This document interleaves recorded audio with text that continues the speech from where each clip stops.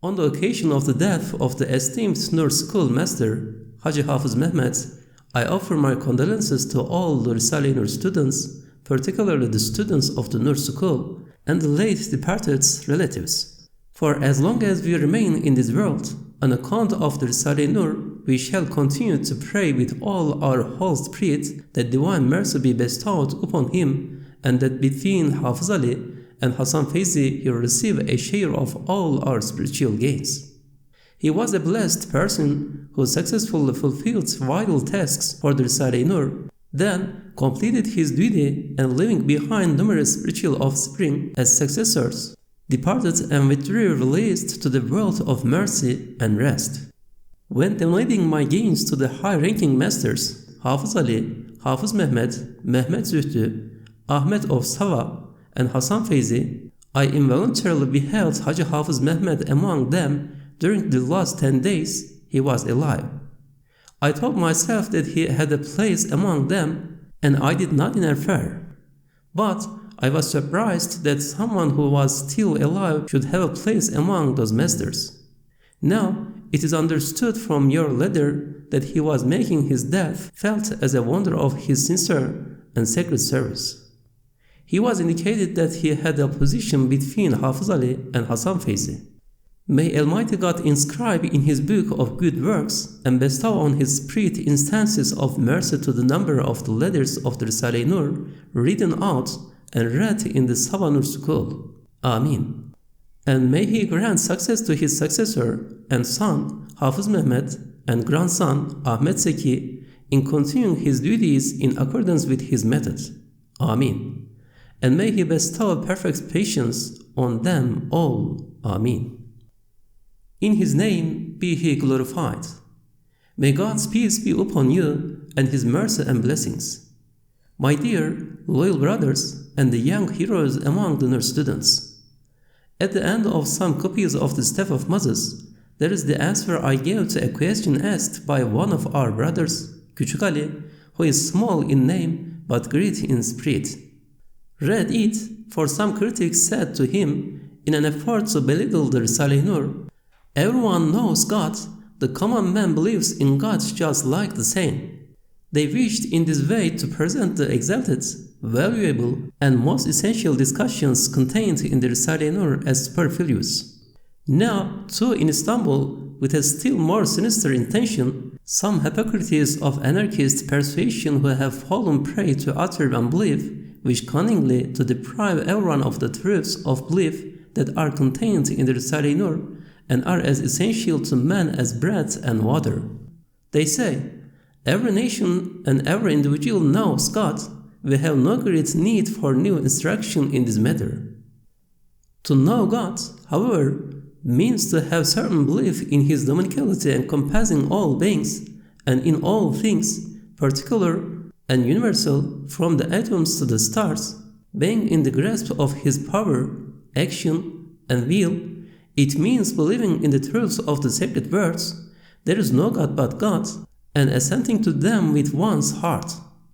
For simply to say, God exists, and then to divide his sovereignty among causes and nature and attribute it to them, to recognize causes as sources of authority, as if God forbid they were partners to God, to fail to pursue his will and knowledge as present with all things, to refuse to recognize his strict commands and to reject his attributes and the messengers and prophets he has sent, this has nothing to do with the reality of belief in God. The person who does all this, then says, God exists, does so only in order to find some relief from the torments he suffers in the world after his unbelief has made it a hell for him. Not to deny is one thing, to believe is something completely different. No being endowed with consciousness in the whole universe can indeed deny the all-glorious Creator to whom every particle of existence bears witness. Or, if he does make such a denial, he will be rebuffed by all of creation and hence become silent and different. But believing in him is, as the Qur'an of mighty stature informs us, to assent in one's heart to the Creator with all of his attributes and names, supported by the testimony of the whole universe, to recognize the messengers he has sent and the commands he has promulgated, and to make sincere repentance and feel genuine regret for every sin and act of disobedience.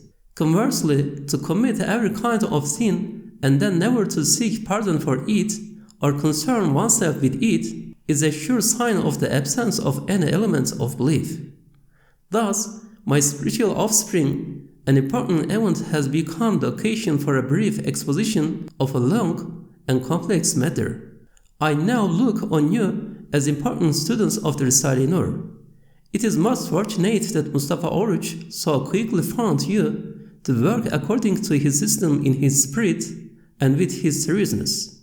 Now there are 10 Mustafas. Said Nursi.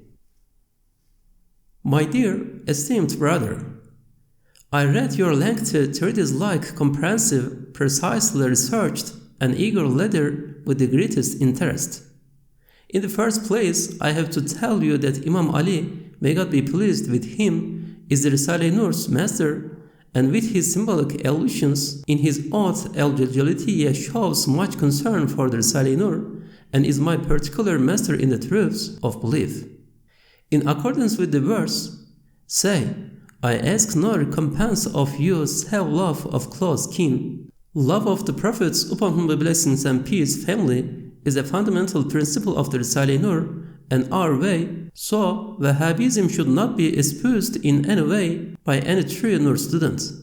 Since, at the present time, atheists and the people of misguidance profit from differences and confuse the believers, and corrupting the marks of Islam, form powerful currents opposite to the Qur'an and belief, the door of disputed minor questions should not be opened in the face of this awesome enemy. Moreover, the Sunnis stated that there is no need to vilify the dead, for they have departed for their place of punishment in the hereafter, and love of the prophets, upon whom be blessings and peace, family, does not necessitate publicizing their faults harmfully and unnecessarily. They opposed discussion of the dissension that occurred at the time of the companions. The Sunnis said that since at the incident of the camel, Zubair, Talha, and Aisha al-Siddiqah, may God be pleased with them, of the 10 promised paradise were present, the war resulted from an independent ruling, so even if Imam Ali was right and the other side was wrong, it would be forgiven. The Sunnis also consider it harmful to discuss the rebels at the Siffin war, lest either those inclined to Wahhabism or extremist Shi'is cause harm to Islam. The prominent authority of the science of theology, Sadeddin al-Taftazani, said about violence like Hajjaj the tyrant, Yazid, and Walid that it is permissible to curse them, but he did not say that it was compulsory or that it was a good thing or earned reward. For there are innumerable people who deny both the Qur'an and the Prophet, upon whom be blessings and peace, and the companions' sacred conversations. There are many of them everywhere. There is no harm according to the Sharia if a person does not recall those deserving of execration and does not curse them. For unlike goodness and love, execration and vilification are not included among good works, and if they are harmful, that is far worse. At the present time, there are coward dissemblers everywhere who, inclining towards Wahhabism, exert an influence over certain Hojas, who more than anyone are charged with protecting Islam and the truth of the Qur'an. They accuse the people of truth of Alevism, exploit one against the other, and try to deal awesome blows at Islam. You wrote briefly about this in your letter. In fact, you know that they found the Hojas to be the most effective tool to wield against myself and the Risale-i Nur. The Wahhabis, who ruled the 2 sacred mosques of Mecca and Medina, and, with the fascinating works of the famous, awesome geniuses Ibn Taymiyyah and Ibn Qayyim al-Jawzi, having long since got into the hands of some Istanbul Hojas, a group of Hojas who favor the innovations and want to use them against the saints, and to screen their permissive way, may make a pretext of your ruling, which arose from love of the prophets, upon whom blessings and peace, family, and should not now be publicized, and deal a blow at both yourself and the Nur students. There is no command in the Sharia not to vilify and accuse of unbelief, but there is an injunction concerning such actions, and to unjustly execrate and impute unbelief causes serious harm. If it is just fable, there is no good or reward involved. Those who deserve it are innumerable. But there is no injunction in the Sharia concerning not vilifying or accusing of unbelief, so it is not harmful in any way. It is because of this fact that the people of reality, the Sunnis, and foremost the 4 Imams and the 12 Imams, took the sacred law based on the above truth as their guide, and did not consider it permissible among Muslims to make that time strife the subject of discussion and debate, saying that to do so was without benefits and harmful.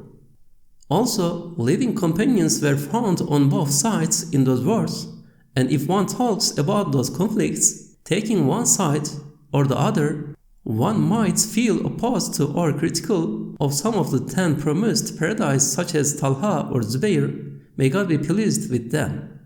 If they committed any faults, there is a strong possibility that they repented. As for returning to those times and dwelling on those events unnecessarily and harmfully without the sanction of the Sharia, and adopting a stance that infers disregard of those who at this time are dealing awesome blows at Islam, in fact, and deserve to be execrated and loved, does not befit a believer and is not congruent with the sacred duty of any conscientious person.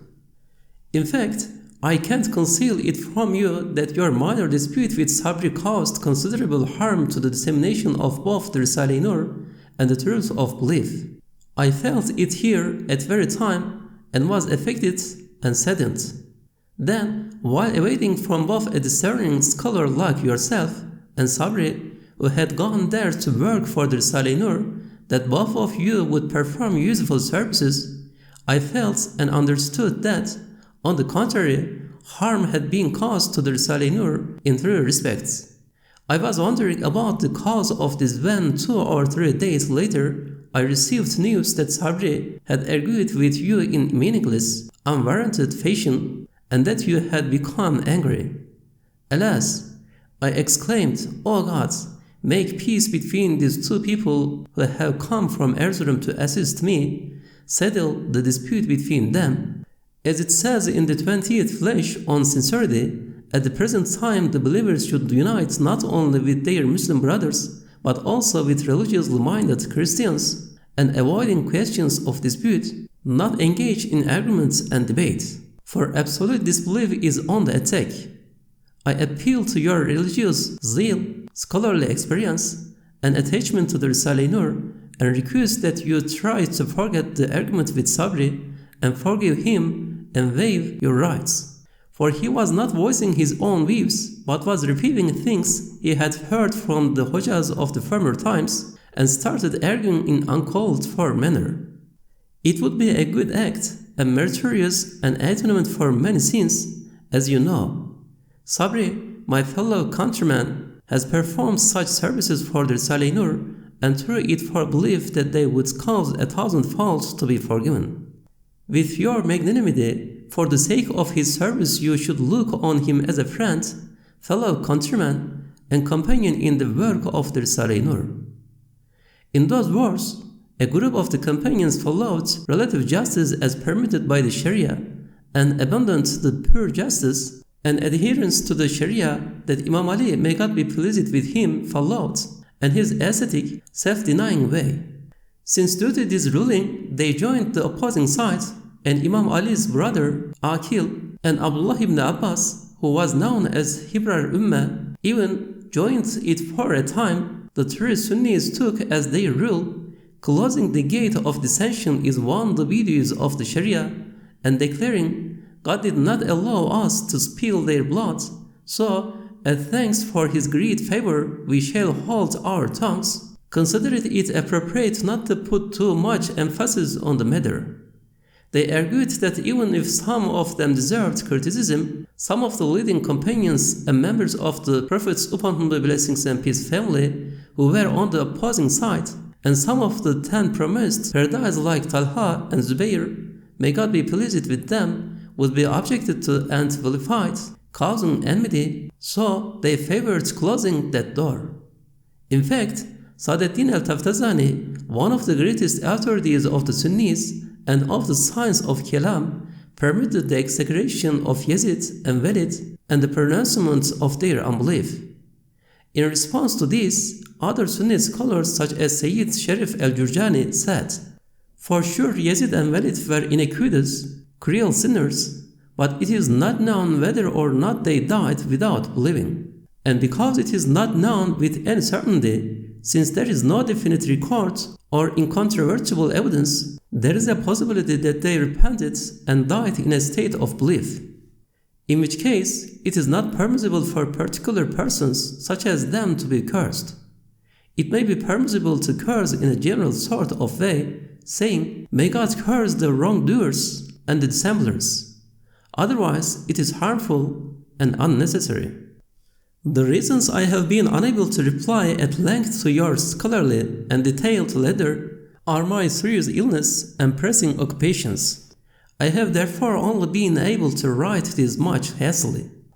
The enduring one, he is the enduring one, Said Nursi.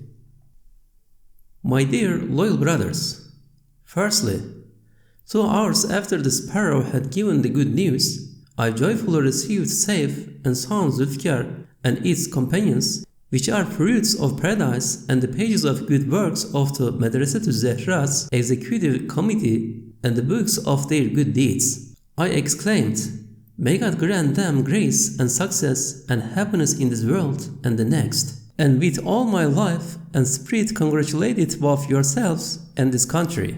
There are signs with the preliminary appearance of Zulfikar, of the emergence of powerful currents favoring religion, and the cessation of attacks on it, and of some sectors retreating and trying to make up for their former mistakes. Its publication and dissemination, therefore, will secure great benefits for the country with respect to Islam, God willing, and indicates that it will disperse the layers of darkness.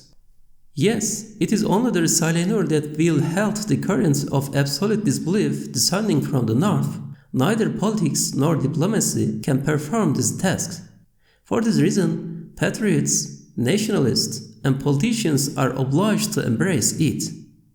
I beseech from divine mercy that for those who worked for Zulfikar with its 700 pages, it will form a single page of good deeds at the resurrection of the dead, and will be included in the book of deeds of their collective personality, indeed, of each one of those who works at it. Since those truths of belief are elevated worship and pious deeds, and save the belief of numerous people, they comprise thousands of pious deeds, with each one of those who worked at it reading, listening to, and believing in it, it becomes like a document for the hereafter resembling the book in which is recorded the good deeds of each. Most certainly, it is the mark of an infinite mercy for Zulfikar, with its 700 pages, to be published and included as one page in the book of good deeds in the hereafter of themselves and their collective personality. Secondly, for sure, the Risale-i Nur is victorious wherever it goes, but as far as they possibly can, obdurate, intransigent, atheist, and materialist employ every stratagem to impede its victories and arouse the politicians' suspicions. God willing, they won't be able to mess things up. But it is always advisable to be cautious. The rule, illuminates discreetly, sirran tanavvarat, still persists.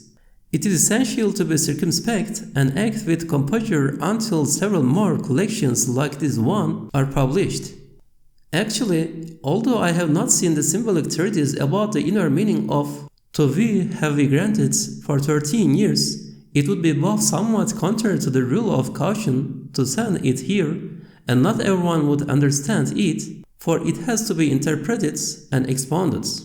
I wrote in one letter in the additional letters that 2 truths had been imparted to me briefly. One of them, a light was shown in a somewhat restricted area. I understood this as meaning an extensive sphere, and gave the good news 40 years ago that we would behold a light. Even before the second constitutional period, I repeatedly gave that news to my old students. I supposed it would be in the broad sphere of politics, whereas it was subsequently imparted to me that we would see the Risale-i Nur in the sphere of belief and Islam and the life of Islamic society, for which this country had greatest need.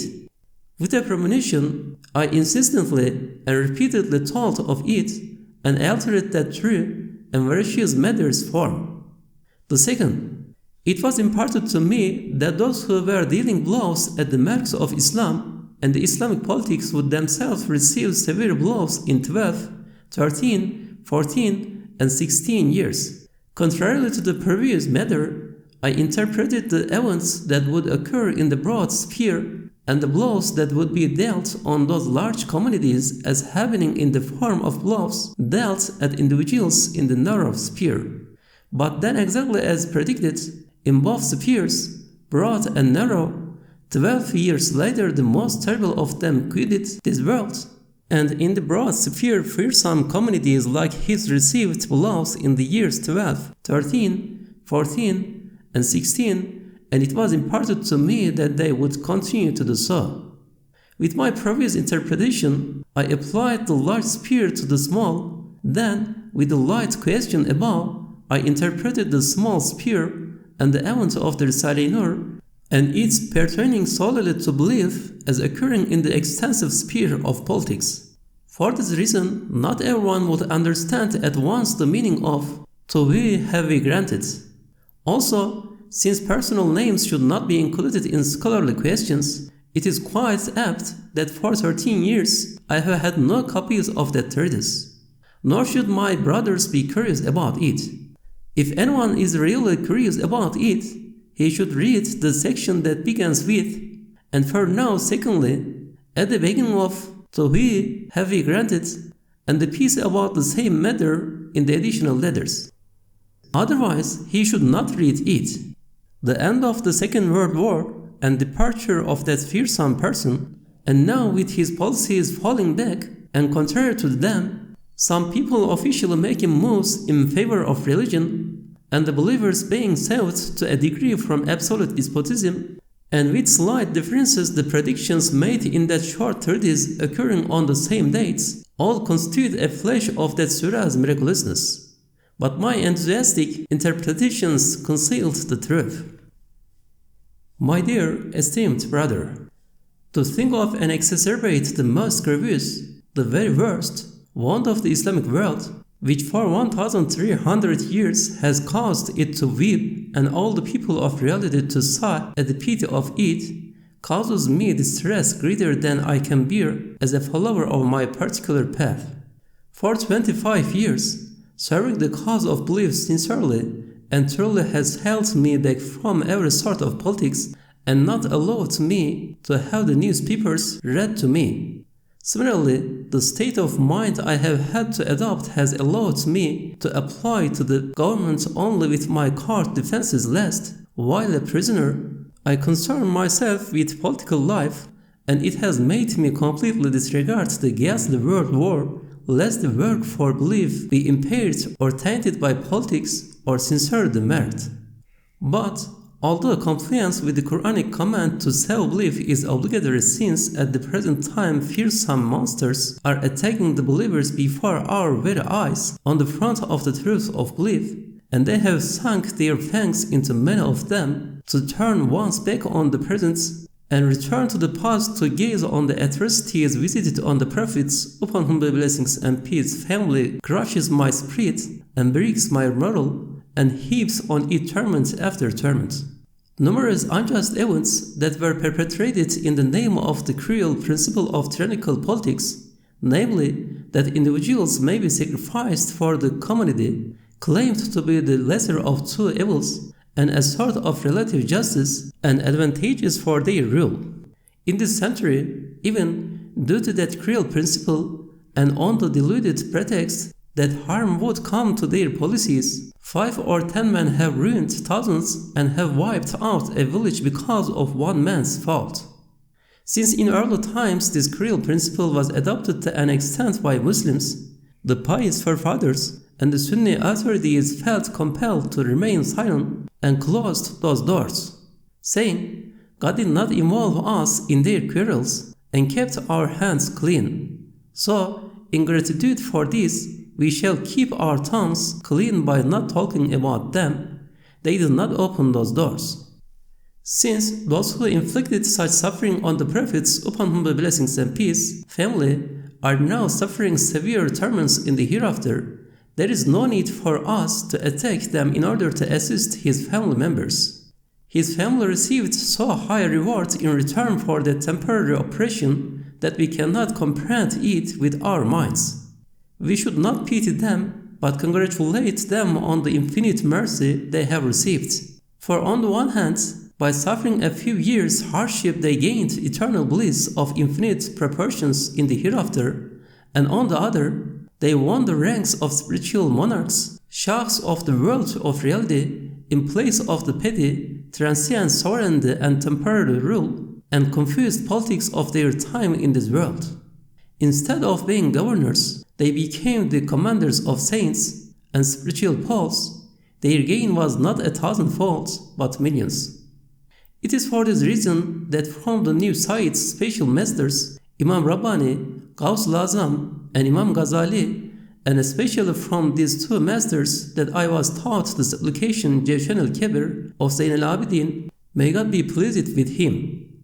And through the instruction I received from Hazrat Hussein and Imam Ali, may God exalt him, and especially in my constant spiritual link with them these last 30 years through the Jawshan al-Kebir, I received the former truth and the way that has now been imparted to us from the Risale-i Nur. To look to or even think about the tyrants' atrocities, let alone probe them, is opposed to our way.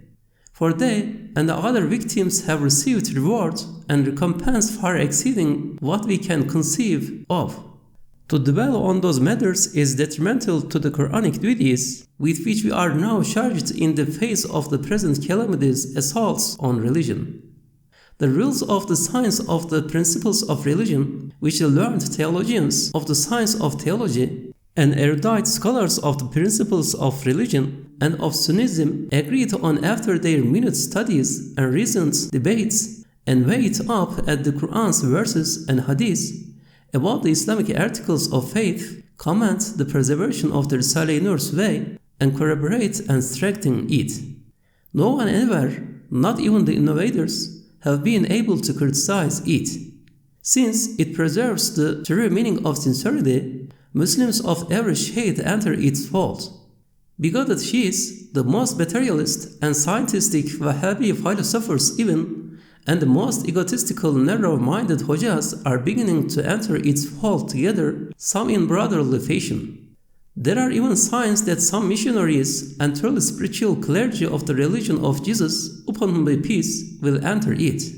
Feeling the need for cooperation and reconciliation rather than attacking each other, they avoid putting forward matters that lead to dispute. That is to say, the Risale-i Nur, which Imam Ali, may God be pleased with him, predicted almost explicitly with 30 to 40 allusions, is an effective remedy for the awesome wounds of the present. Its fear suffices us, and we do not go beyond it. It is one thing to attack and strike at Imam Ali's, may God sanctify his mystery, person and life and politics, which were founded on the way of true justice.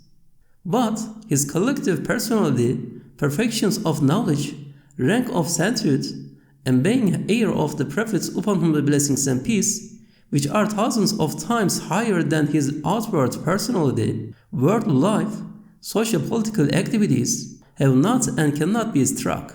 Who can be so bold as to attack them? In consequence, the attacks of those who oppose him, imagining that they can unite his two sides, appear to be very fearsome. They cause bewilderment by asking how such events could have happened between the people of belief.